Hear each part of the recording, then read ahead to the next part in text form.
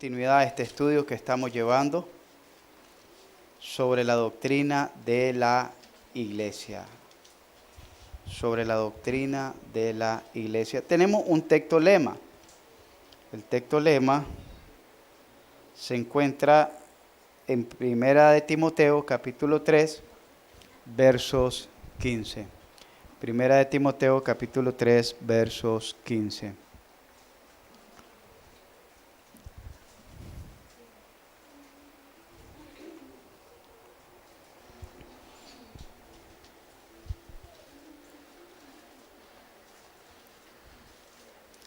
Se ponen en sus pies para que lo leamos.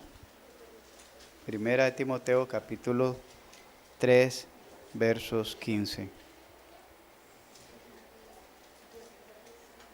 Pónganse en sus pies, por favor. Y lo leemos todos a una misma voz.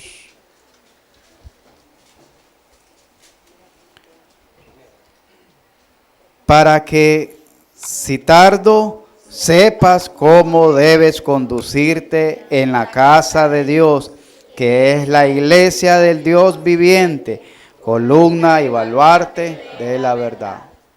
Padre, una vez más te rogamos que sea tu Espíritu Santo enseñándonos en esta noche lo que tú quieres que tu iglesia aprenda. Señor, el propósito de estos estudios es que tu iglesia sea fortalecida, sea edificada y sea, Señor, organizada conforme a tu verdad, conforme a tu palabra, conforme a tus principios en la Escritura. Por Cristo Jesús te pedimos que nos llenes de tu favor, de tu gracia y de tu verdad, para gloria tuya. Amén. Pueden ponerse cómodos. Bien, de manera rapidita, quizás el hermano Alejandro nos ayuda a poner las primeras diapositivas que estuvimos hablando sobre la iglesia. La iglesia, la doctrina de la iglesia. Hablamos del significado de la palabra iglesia y que tiene una relación tanto en el griego como en el hebreo. Es decir, en el Antiguo Testamento nos muestra el significado, su contexto está relacionado al significado y el contexto del Nuevo Testamento. Y es de congregación, salidos aparte, o salidos fuera, llamar, convocar, que es lo que hacía Moisés desde el principio con el pueblo de Israel, allá en el peregrinaje, los llamaba aparte, los reunía, los congregaba, los convocaba. Después miramos el origen de la iglesia, que hay varias hipótesis. Una es que comenzó con Adán, otra que comenzó con Abraham, otra que comenzó en aposento alto y otra que comenzó con el apóstol Pablo en su primer viaje misionero en Hechos capítulo 13. Y había otra que les dije que se me había pasado por alto, es que dicen que comenzó con Juan en el ministerio bautismal. Pero después miramos, de acuerdo a la Escritura, que la otra posición es que comenzó con Jesucristo y miramos ahí, ¿verdad?, varias bases bíblicas, varios principios ahí porque creemos que la iglesia comenzó con Jesucristo y no en aposento alto, ni con el Juan el Bautista, ni con Adán, ni con Abraham. Y dimos ahí por lo menos, creo que fueron 9 o 12 puntos que estuvimos analizando. Después miramos, ¿verdad? Estuvimos viendo un poco acerca de la historia de la iglesia, qué pasó con la iglesia, por qué la iglesia debe organizarse, por qué la iglesia debe mantener un orden. Y estuvimos hablando acerca de la historia, lo que pasó en la iglesia, en las 7 iglesias de Asia Menor, que prácticamente hoy en día no existe una, y la advertencia de Dios fue que si no se arrepentían, Dios iba a quitar su candelero. Es decir, iba a dejar de ser luz, iba a dejar de alumbrar en medio de las tinieblas. Entonces, y así en el contexto de la historia de la iglesia, a través de los siglos, hemos visto cómo muchas iglesias han cerrado, muchos ministerios han cerrado o se han cancelado, quizás porque no estuvieron celosos de cuál era el propósito de la iglesia aquí en la tierra, celoso de cuidar ese propósito, celoso de cuidar ese objetivo por el cual Dios nos ha llamado como iglesia. Ahora vamos a ver en tercer lugar, siempre bajo el mismo tema, la naturaleza de la iglesia de Jesucristo. La naturaleza de la iglesia de Jesucristo. Para entender la naturaleza de la iglesia de Jesucristo, consideraremos algunos aspectos erróneos que se han considerado como la iglesia.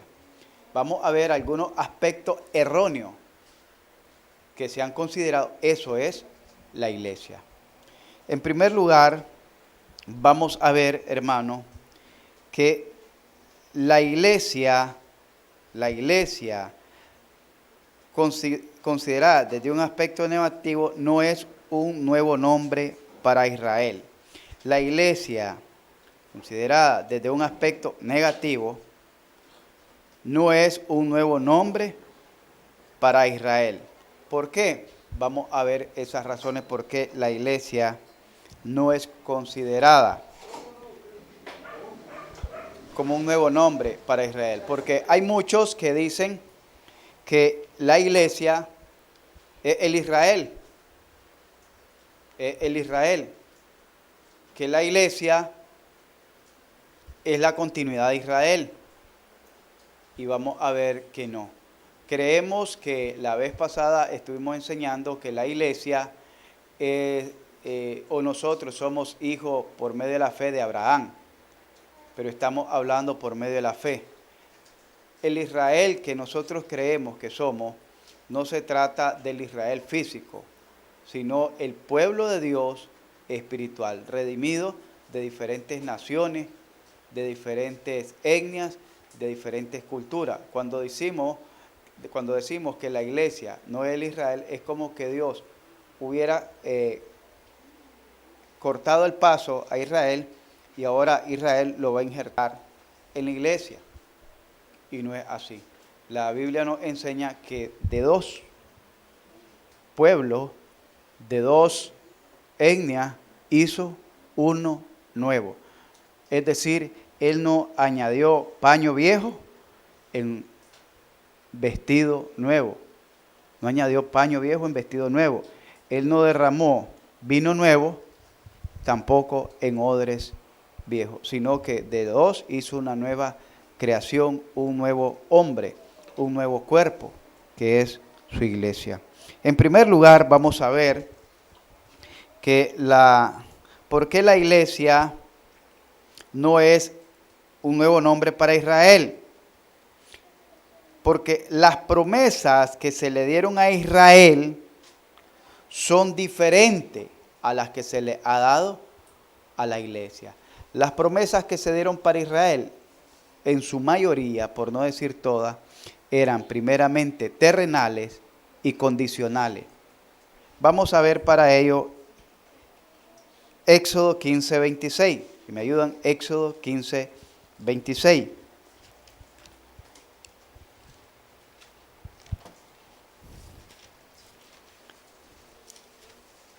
Dice,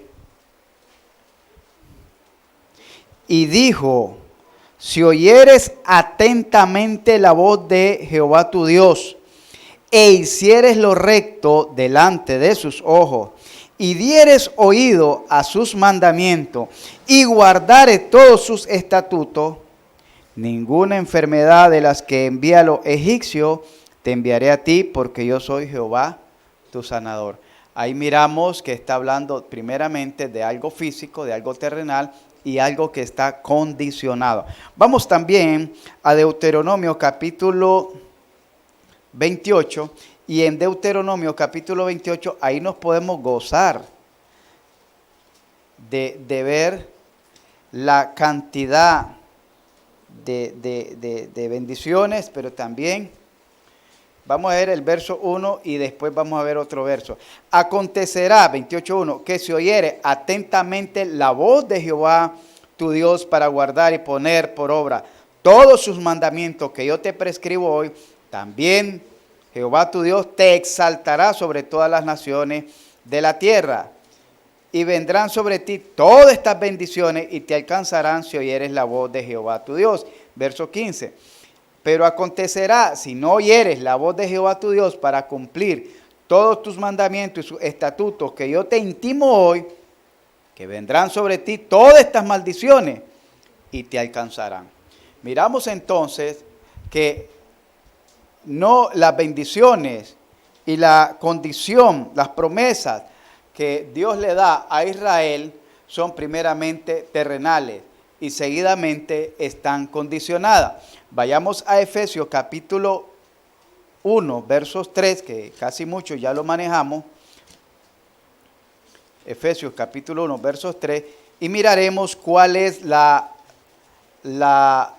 bendición que Dios tiene para la iglesia y en particular, ¿verdad?, si hay o no hay condición. Efesios capítulo 1, versos 3 dice así: bendito sea el Dios y Padre de nuestro Señor Jesucristo, que, repitan conmigo, que nos bendijo con toda bendición espiritual en los lugares celestiales en Cristo. dice, aquí no miramos lo mismo que miramos con el pueblo de Israel. Al pueblo de Israel le dijo, si oyeres, si cumplieres todos estos mandamientos, toda la ley, todos estos preceptos que te intimo, que te prescribo hoy, entonces no te vendrán estas enfermedades. Y en el 28 habla de todas las bendiciones que lo van a alcanzar. Y todas esas bendiciones que nosotros podemos ver allí en Deuteronomio capítulo 28, está hablando de bendiciones terrenales. Bendiciones, ahí no le habla de bendición espiritual, todas son bendiciones terrenales. La tierra te va a dar su fruto, la mujer no van a ser estéril, por un camino te pueden salir dos y van a salir por tres, etcétera, etcétera, pero todas son bendiciones terrenales y están condicionadas del versículo 15 adelante. Si no oyeres, entonces todas esas bendiciones se te convertirán en maldiciones. Y así dice, si oyeres, estas bendiciones te alcanzarán. Pero si no oyeres, estas bendiciones, estas maldiciones, también te alcanzarán. Así como le alcanzan a uno las bendiciones, le van a alcanzar también las maldiciones. Eso fue las promesas para el pueblo de Israel. Eran condicionadas. En cambio, miramos aquí que para la iglesia no hay ninguna condición. No hay ninguna condición, sino lo que hay es una expresión de adoración, porque recuerden que todo es por gracia. Esto es parte de la gracia. Esto es parte de la gracia. Recibir las bendiciones celestiales, recibir las bendiciones tanto, porque nosotros, claro, no vamos a recibir bendiciones aquí. Claro, vamos a recibir bendiciones aquí. Si alguien está enfermo y se ora y es sanado, es parte de una bendición. Si alguien está desempleado y logra alcanzar un trabajo, es parte de una bendición. Si alguien tiene un problema y Dios le da la sabiduría de cómo salir de él, es parte de una bendición aquí en la tierra. Pero la mayor bendición que nosotros tenemos son bendiciones celestiales, que el pueblo de Israel no las tenía. En segundo lugar, la simiente del pueblo de Israel, de donde proviene el pueblo de Israel, es diferente a la simiente de la iglesia.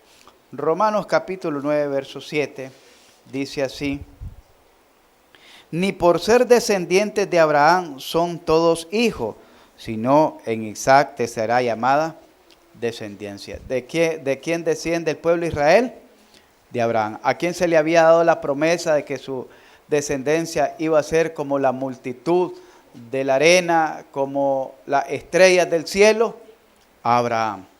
¿Y a quién se le había dicho? Estas tierras que estás pisando se las daré a tu descendencia, pero van a estar cautivos 400 años y después yo los visitaré. y los libertaré con mano fuerte y poderosa. Entonces, ¿a quién se le dijo eso? A Abraham. ¿De dónde? Por eso el pueblo de Israel siempre dice y tiene en una alta estima a Abraham y dice Padre Abraham, porque se considera que el patriarca de todos los israelitas. Vamos a ver Gálatas capítulo 3, verso 7. Gálatas capítulo 3, verso 7. Dice así: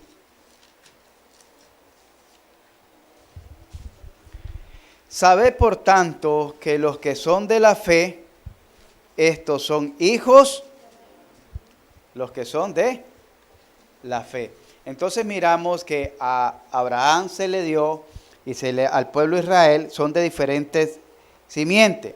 ¿Por qué? Porque en Abraham le dijo, en Isaac te será llamada descendencia. Está hablando de una descendencia carnal o física, pero la descendencia espiritual por la cual la iglesia proviene, dice que sabe por tanto que los que son de fe, estos son hijos de Abraham. Pero también podemos ver que la simiente que nosotros traemos, es una simiente divina. Y eso lo podemos ver en Juan capítulo, vamos a ver en Primera de Pedro, busquemos Primera de Pedro.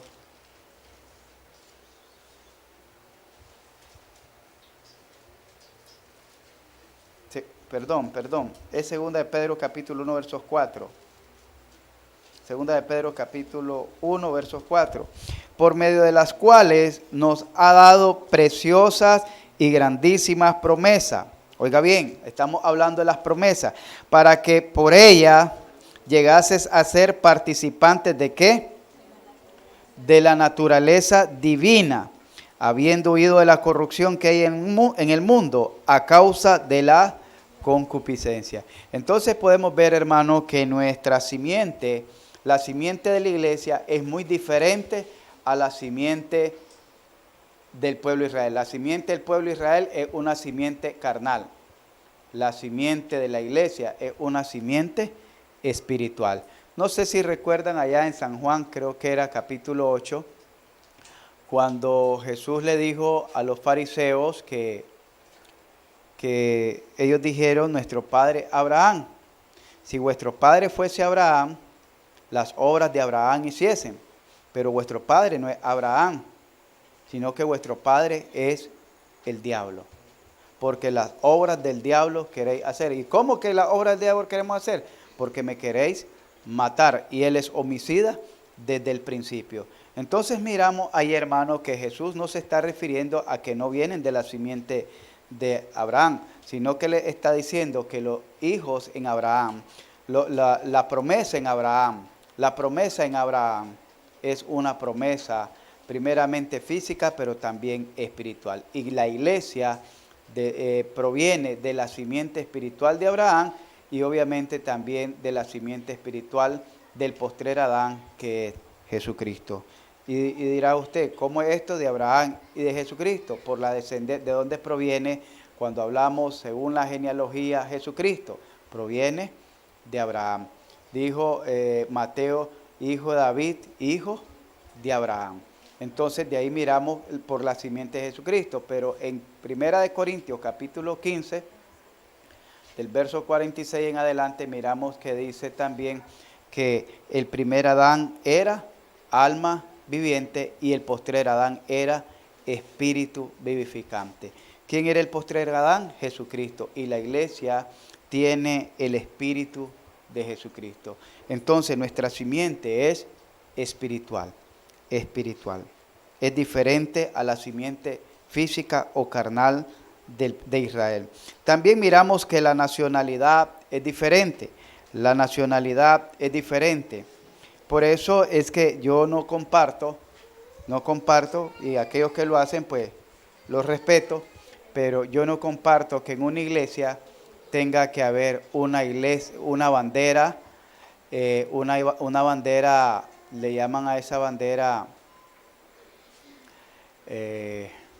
pero es de Israel, pero esa bandera tiene un símbolo, y ese símbolo ¿Mm? No. Se dice que es la estrella de David, pero ese símbolo es símbolo de los sionistas. De los sionistas.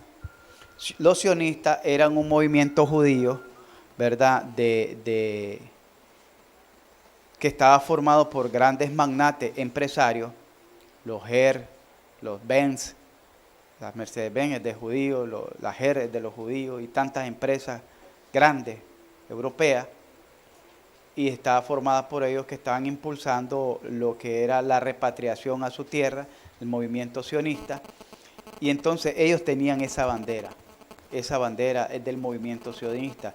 La historia no demuestra que esa haya sido una bandera de Israel.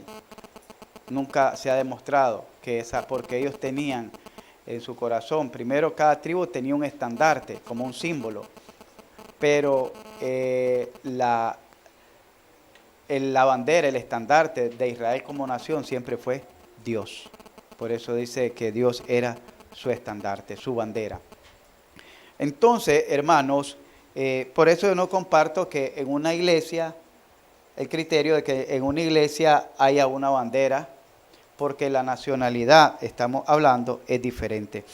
Vamos a ver, por ejemplo, Efesios capítulo 2, versos 15 al 19. Efesios capítulo 2, del versos 15 al 19. Recuerde que estamos viendo la naturaleza de la iglesia. La naturaleza de la iglesia. No es la continuidad del pueblo de Israel. Dice el versos 15,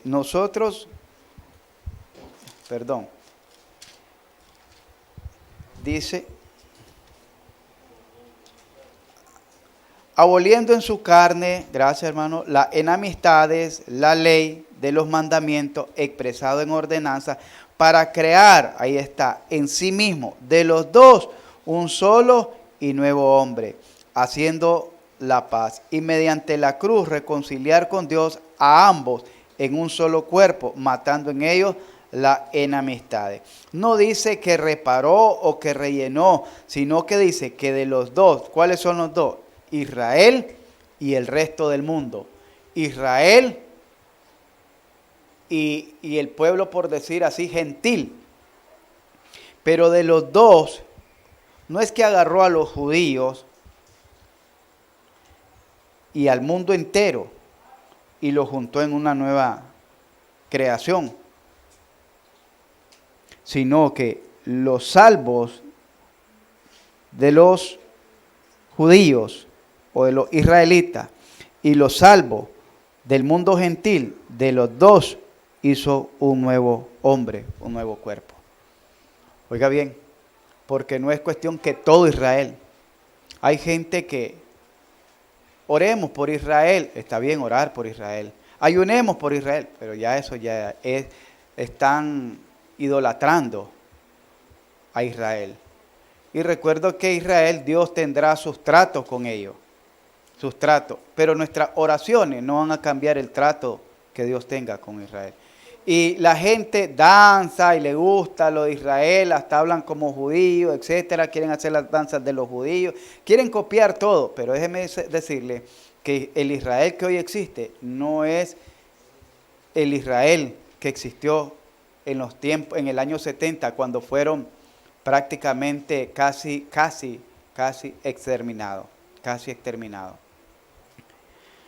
No es. Porque el Israel que hoy usted mira, es verdad que Dios va a cumplir sus promesas. Si Dios le prometió que lo iba a prosperar, lo va a prosperar. Dios no cambia. Dios no hay variación en Él. Lo va a prosperar. Él en su tiempo dijo que lo iba a restaurar, lo va a restaurar. Claro. Pero si nosotros miramos el Israel de hoy en día, es un Israel ajeno a la ley de Dios. Ajeno a los pactos de Dios. Ajeno incluso a la santidad para con su Dios, ajeno. Nosotros miramos un Israel completamente corrupto. Es donde se hace la marcha del orgullo gay a nivel mundial más grande del mundo, Israel. Oiga bien, la marcha más grande se hace en Israel. En Israel se aprueba el aborto. En Israel se aprueba, se acepta que dos homosexuales, aunque ellos no los casen, pero los aceptan como matrimonio y que puedan adoptar hijos. Lo aceptan. Entonces miramos a un Israel que está completamente alejado de los pactos y de la gracia de Dios. Pero entonces no podemos decir que ese es el pueblo de Dios. El pueblo de Dios aquí lo tiene, ahí en la Biblia. Ya Dios hizo lo que iba a hacer a través de Jesucristo. Agarró los salvos de Israel. Y cuando le digo los salvos de Israel, ahorita alguien se puede salvar en Israel. Claro, alguien puede convertirse. Alguien. Pero no quiere decir que todos por ser nacidos de judíos ya son salvos. O ya son parte del pueblo de Dios. O que todo el mundo, todos los gentiles, porque Dios agarró a los gentiles y agarró a los judíos y de los dos hizo un nuevo pueblo, ya entonces todos los gentiles somos salvos. No, está hablando que los gentiles, de donde Dios nos trajo, ¿a quién? A su remanente, a su salvo. De Israel, a su remanente y a su salvo. De ahí, Él creó un solo pueblo llamado iglesia. ¿Entendimos eso, hermano? Entonces podemos ver que ahí está claro, ¿verdad? Donde dice,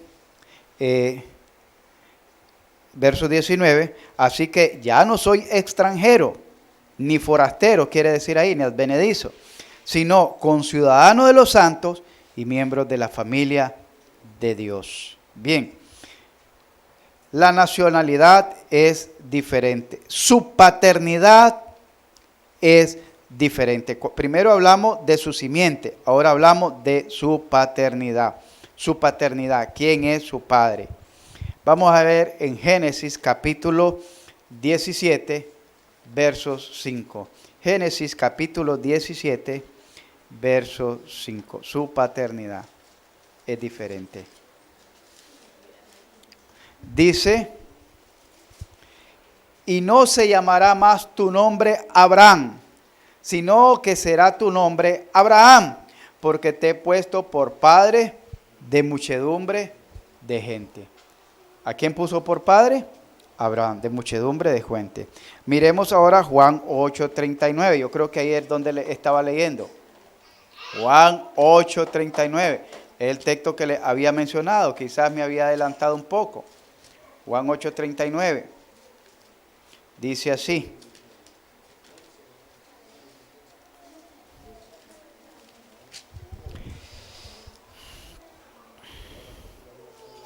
Respondieron y le dijeron, nuestro padre es Abraham. Jesús les dijo, si fuese hijos de Abraham, las obras de Abraham haríais.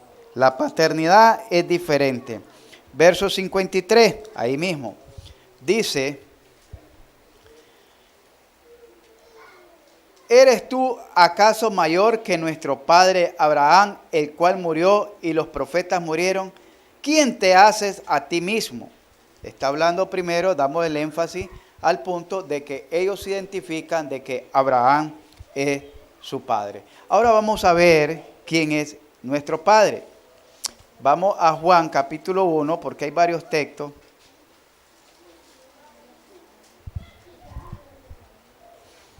Versos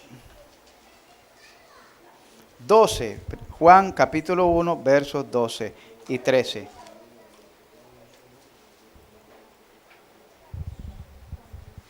¿Lo tienen?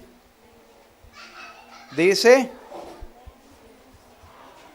mas a todos los que le recibieron, a los que creen en su nombre, les dio la potestad, quiere decir el derecho de ser hechos. ¿Quién es entonces el padre en la iglesia? No es Abraham, es Dios, es Dios. Y si vamos a Gálatas capítulo 3, versos 26, dice, Gálatas capítulo 3, versos 26, dice así, pues todos sois hijos de Dios, ¿por cómo? Por la fe en Cristo Jesús. Pues todos sois hijos ¿de quién? De Dios. Entonces miramos que la paternidad es diferente. La paternidad dice que los de Israel es Abraham, la de la iglesia es Dios por medio de la fe en Jesucristo. Aún La relación con el Padre, con el Hijo y con el Espíritu Santo es diferente. La relación con el Padre, Hijo y Espíritu Santo es diferente. Nosotros podemos ver que a Jesús no lo aceptaron nunca como hijo.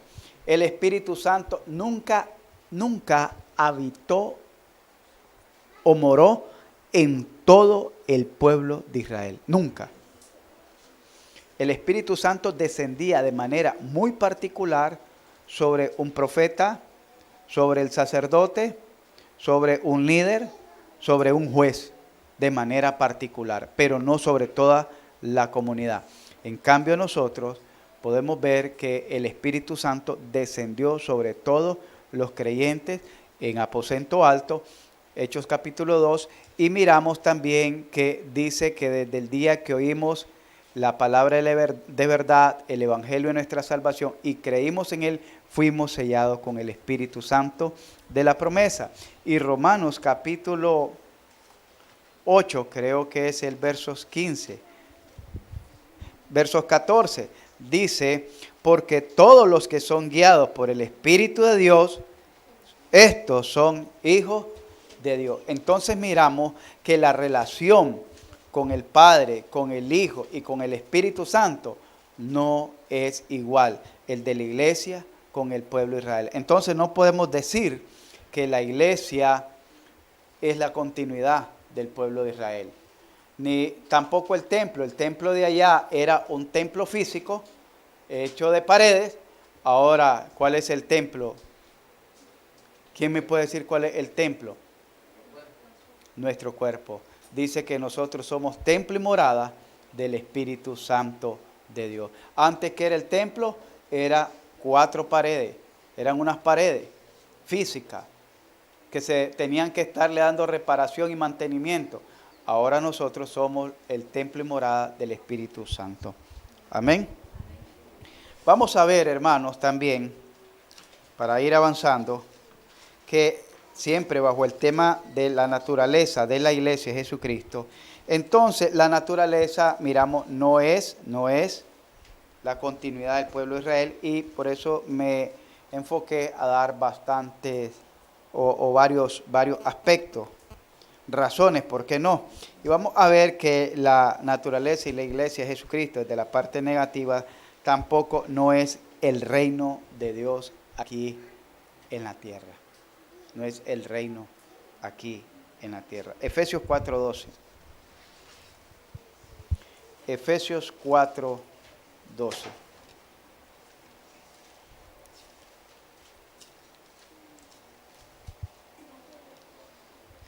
Dice,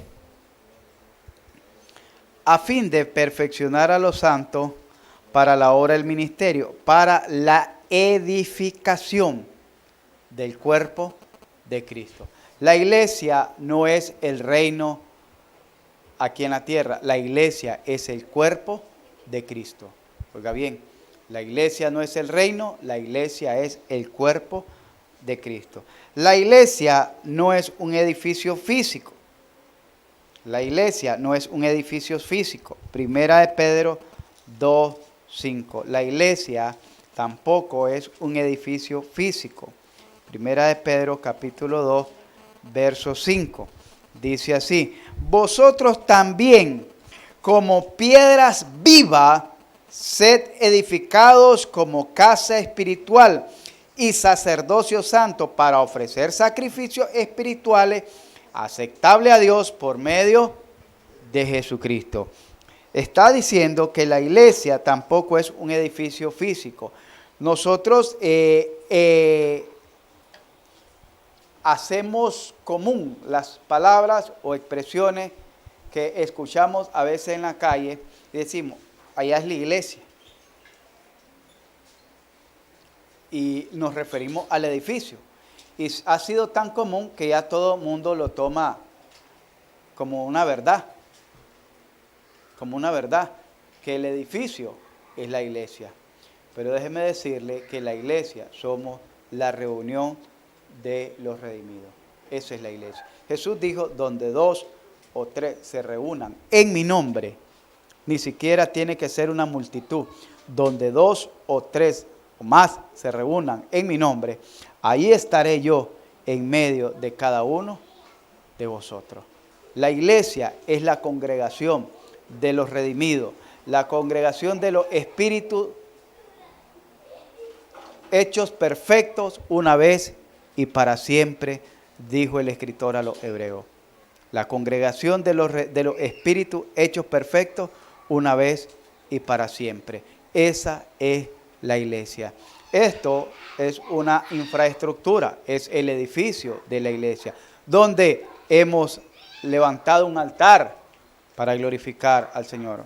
Pero si ustedes miran en esas, estaba diciéndome alguien, el hermano, cuando íbamos pasando por un lugar, en el día o cuando no hay culto, lo ocupan de parqueo. Y dice iglesia. Y lo ocupan de parqueo cuando no hay culto, no hay servicio. Entonces no es una iglesia. Si decimos que el edificio y le llaman iglesia, eso no es iglesia. Hay otros que lo ocupan, y miren qué caso más hipotético, espero que nunca lleguemos a esos extremos, de que está el edificio, ¿verdad? Y le llaman el altar a la parte de arribita, donde está la parte más alta, donde se pone el púlpito, el predicador, le llaman el altar. Pero ahí nadie puede llegar más que el pastor y aquellos que caminan en la rectitud del Señor, ¿verdad? A la vista, ¿verdad?, de los líderes, de los siervos. Pero después, cuando hay promociones de colegio, ahí se suben a chavalos que andan en pecado a recibir su certificado de bachillerato o de sexto grado, chavalas que andan, que ni siquiera cristianas son, ahí se suben a esa gradita a recibirlo, a ese peldaño a recibirlo. Entonces, se vuelve un contraste llamar que es iglesia si se ocupa para otros fines que no son propios. Porque si es iglesia o está consagrado para iglesia y se pone la iglesia X, entonces se está profanando y se está cometiendo sacrilegio. Pero como la iglesia dijo, y lo vamos a ver a la luz de la Escritura y lo vamos a ver en lo sucesivo, es la reunión de los santos. La iglesia dice, creo que es Romanos, bueno, yo creo que ahí está más adelante, donde dice la iglesia que se reúne en la casa de X hermano. De X hermano. Vamos a ver, hermano, vamos a avanzar. La iglesia no es un estado ni organización nacional. Oiga bien, la iglesia no es un estado ni organización nacional. Cuando decimos que no es un estado, porque también en los años 800, si ustedes leen un poco la historia, en los años 600 a los 800 se dio lo que se conoce un avivamiento fuerte de parte de las iglesias, y de eso surgieron muchas denominaciones, pero el avivamiento que hablamos fue tan fuerte que llegó a alcanzar los líderes religiosos, los líderes políticos. Por ejemplo, el rey de Inglaterra se convirtió y todo el estado fue declarado cristiano, en contra de lo que se conocía como los estados católicos. Si usted ha estudiado un poco la historia de Nicaragua, hasta el año 1896, 98, casi llegando a los 1900, Nicaragua era un estado religioso católico. Y fue con la libérrima que el general Zelaya, siendo presidente, separó lo que es la iglesia y el Estado. Separó lo que es la iglesia y el Estado. Antes lo que predominaba era valía más la fe bautismal que la partida de nacimiento. Antes existía lo que si no era hijo de matrimonio era bastardo. Y si era así, no era reconocido, no tenía muchos privilegios dentro de la sociedad. ¿Por qué? Porque el Estado era católico. por la llamada Iglesia Católica. En Inglaterra pues se dio también que el Estado fue llamado cristiano. Nosotros a veces creemos y tenemos el mal concepto de, yo he escuchado a muchos que vienen a Nicaragua y vamos a ganar a Nicaragua para Cristo. Déjeme decirle que eso es una utopía, porque Dios no le ha mandado a ganarse a un país para Cristo. Vamos a ganar el mundo también, y ahí lo vamos a ver más adelante, hermanos, que Dios no los mandó a ganar al mundo, nos mandó a predicarle al mundo, pero no a ganar el mundo. Dios mandó a predicar a toda Nicaragua, sí, vamos a predicar, pero no la vamos a salvar, porque Dios ya tiene su designio para con nuestro país. Entonces, la iglesia no es un estado ni organización nacional, hermano, porque recuerden que el mismo Jesucristo y el mismo apóstol Pablo nos habló de que las condiciones sociales de este mundo iban a ir de mal en peor. Los gobernantes iban a ir de mal en peor, de mal en peor. Por lo tanto, no hemos sido llamados a ganar el mundo. Corintios capítulo 1, no, Colosenses capítulo 1 creo que.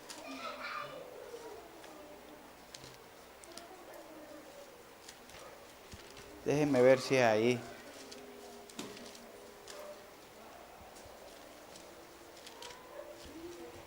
Versos. ¿Ves que 1 Corintios capítulo 1 creo que 8? Sí. Que le faltó el numerito.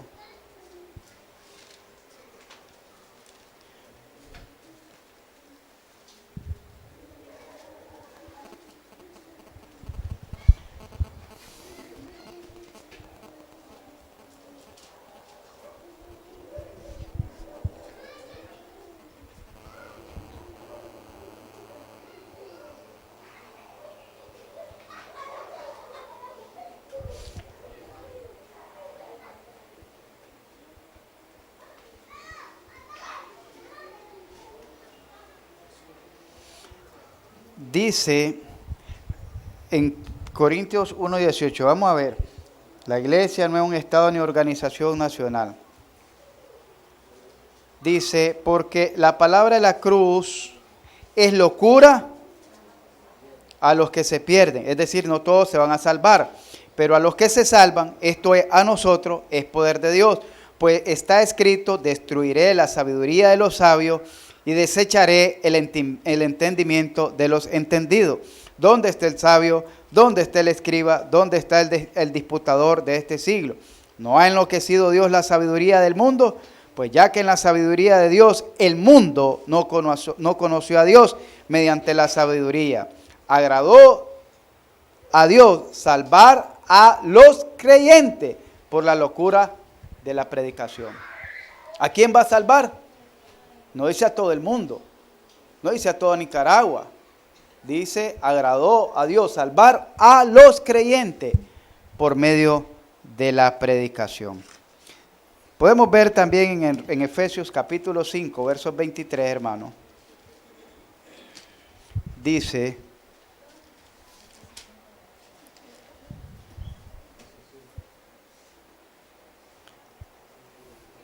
porque el marido es cabeza de la mujer, así como Cristo es cabeza de la iglesia, la cual es su cuerpo y Él es su Salvador.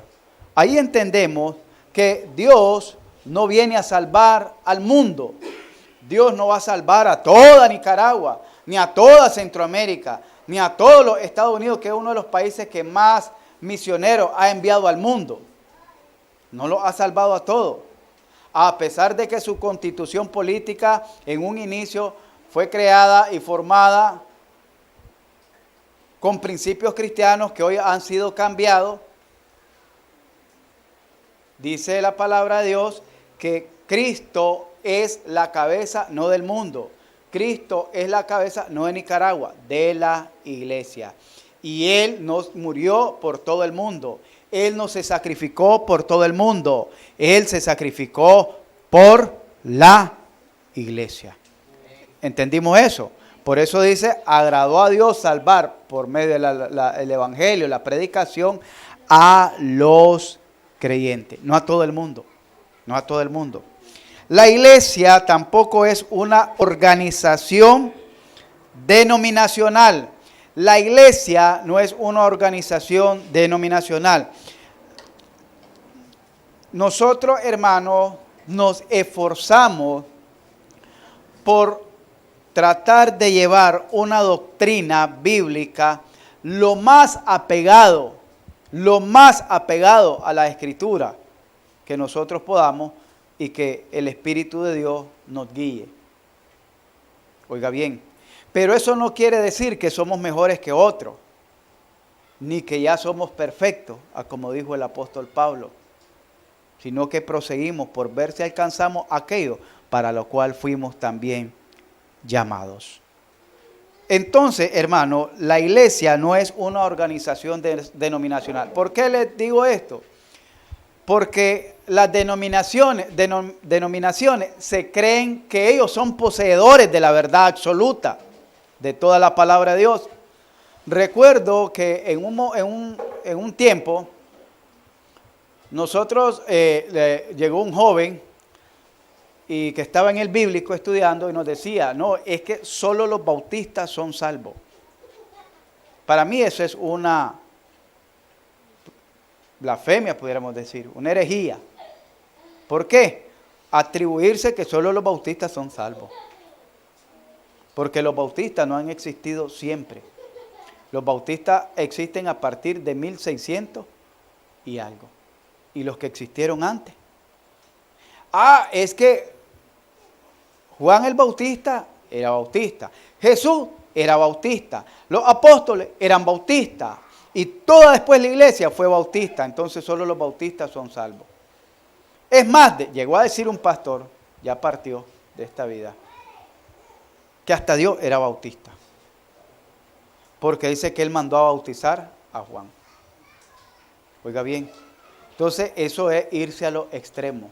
Nosotros nos apegamos a la doctrina, nos apegamos lo más que podamos a las escrituras neotestamentarias, bíblicas, y estamos estableciendo esos principios de fe como fundamento de la fe de nuestra iglesia.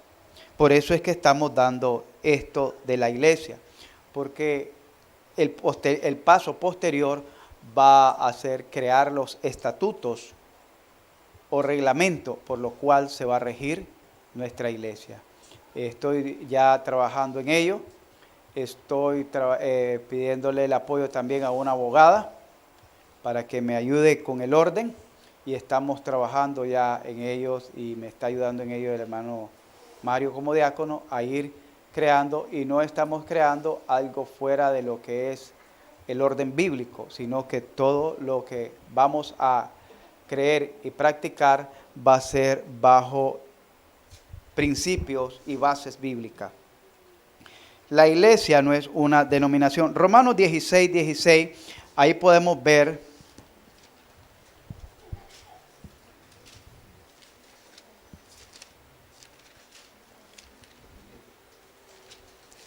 dice: saludad los unos a los otros con ósculo santo. Os saludan todas las iglesias. No es una denominación entonces. Os saludan todas las iglesias de Cristo. Hay una denominación que se hace llamar la Iglesia de Cristo, fundada aquí en Nicaragua por la familia Cortés, de los Corteses de ahí por Vía Libertad, por ahí. Pero dice que no es una denominación, se llaman saludad todas las iglesias de Cristo. Las iglesias, hermanos, se reunían en las casas. Las iglesias se reunían en la casa. Dice en 16:5. Saluda también a la iglesia de su casa. En el verso 5. Saluda también a la iglesia de su casa. Está hablando de Priscila y Aquila, que eran colaboradores de Pablo y que posteriormente en su casa se fundó una iglesia. Se dice también que en la casa de Cornelio se fundó otra iglesia y en la casa del carcelero de Filipo también se fundó otra iglesia. Ahí en Tesalónica, creo que en los tesalonicenses donde hay saludos, también habla de saludar la iglesia que está en su casa. Entonces, podemos ver varias referencias que no dice la iglesia pentecostal, bautista, adventista, etcétera, etcétera, sino la iglesia de Cristo. Nosotros nos identificamos como bautistas por principios denominacionales, Es decir, los principios denominacionales, ¿cuáles son? Los principios de fe que creemos. ¿De dónde venimos? Nosotros no surgimos del aire.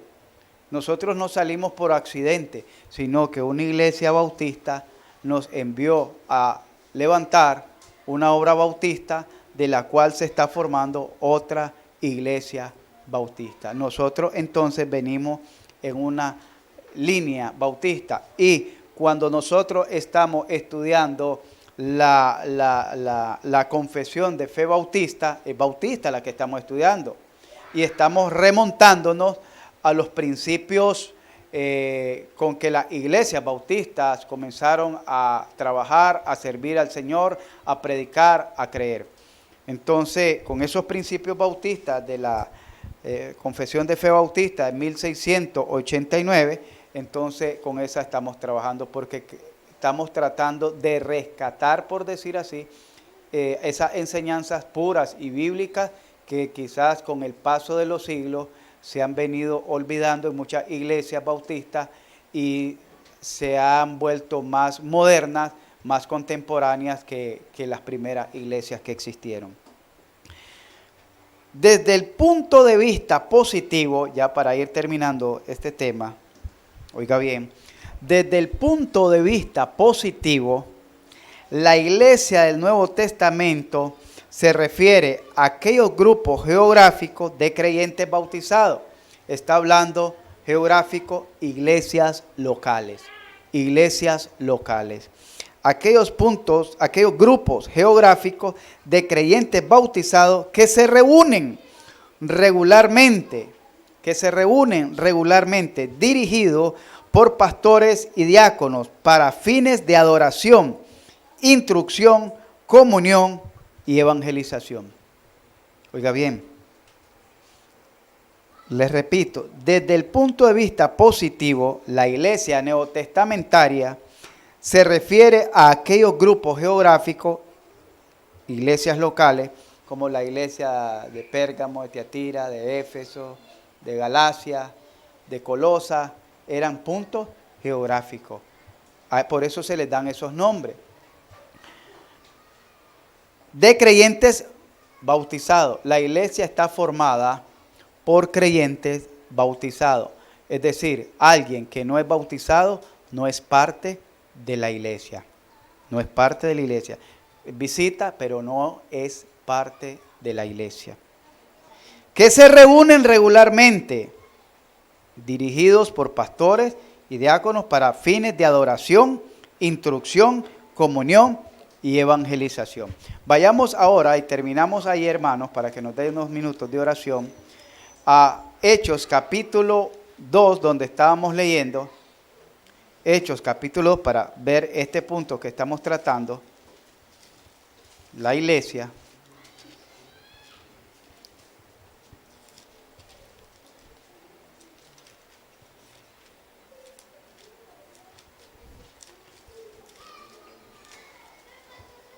Dice el verso 1.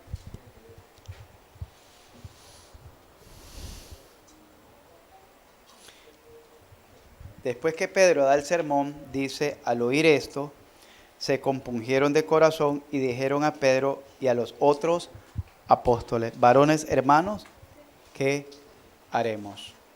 ¿Qué haremos? El carcelero de Filipo dijo, ¿qué debo hacer para ser salvo?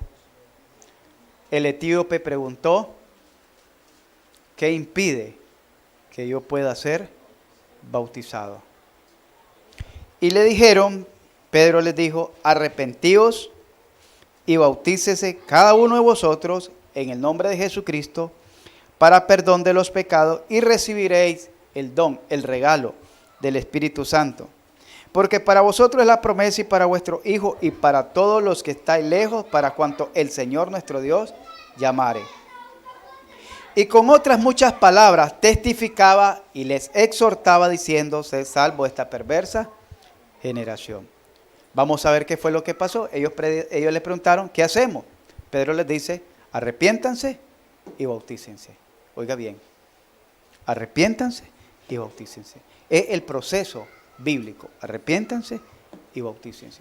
Vamos a ver cuál fue la reacción de estas personas. Así que, verso 41, los que recibieron, primero que hicieron, recibieron su palabra. ¿Qué es recibir su palabra? Creerla. Creerla. Los que recibieron su palabra, ¿qué hicieron? En ese mismo día fueron bautizados y se añadieron aquel día como 3,000 personas. Aquel día ellos creen, ¿qué vamos a hacer? Arrepiéntanse y bautícense. ¿Cómo no? Allá voy. Se arrepintieron, que ya hemos explicado qué es el arrepentimiento, y procedieron al bautismo como testimonio de que han creído en la predicación de Jesucristo. Y una vez que ellos se arrepienten y se bautizan, entonces ahora se añaden. ¿A dónde se añaden? A la iglesia. Y se añadieron aquel día como 3,000 personas. Quiere decir que antes de que no se habían bautizado, que todavía estaban escuchando la predicación, no pertenecían a la iglesia. ¿Cuándo pertenecieron? Hasta que creyeron, se arrepintieron y se bautizaron. Y dice que la iglesia, el grupo de creyentes bautizados, que se reúne regularmente, dirigido por pastores y diáconos para fines de adoración, instrucción, comunión y evangelización. Vamos a ver si se cumple. Dice, así que los que recibieron su palabra, oiga bien, los que recibieron su palabra fueron bautizados y se añadieron como 3,000. Y, ahora sí, perseveraban en la doctrina de los apóstoles. Miren el orden. No podían perseverar si ni siquiera podían entender el evangelio, que era obedecer. Perseveraban en la doctrina de los apóstoles. 1, en la comunión unos con otros. 2, 3, en el partimiento del pan. 4, y en las oraciones. Es lo que es la iglesia. La reunión regularmente dirigida, dice, por sus líderes. Y sobrevino temor a toda persona, y muchas maravillas y señales eran hechas por los apóstoles. Dice el 44, de los 3,000 esos que se añadieron, todos los que habían creído estaban juntos y tenían en común todas las cosas. Ahora sí, creyeron, se bautizaron, se añadieron y ahora sí están perseverando en la enseñanza, están perseverando en la comunión, están perseverando en el partimiento del pan y están perseverando en las oraciones. Ya llevan vidas espirituales. Ya llevan vidas espirituales, ya son parte de la iglesia. Y podemos ver por qué decimos que son parte de la iglesia. Verso 46.